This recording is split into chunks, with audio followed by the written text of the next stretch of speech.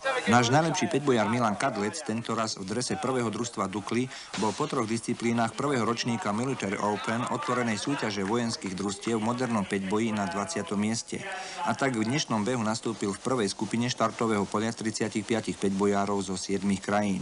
Na banskobystrických Štiavničkách mal u nás totiž premiéru nový spôsob bežeckej disciplíny, skupinový štart pretekov na 4 kilometre.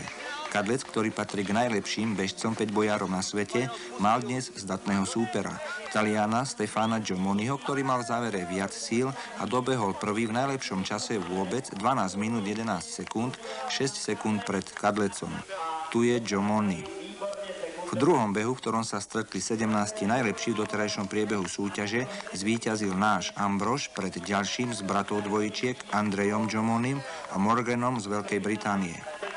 Po 4 disciplínach je na čele súťaže Feldman zo Sovietskeho zväzu, dobieha s číslom 1 pred naším Prokopiusom a svojim krajanom Bondarevom.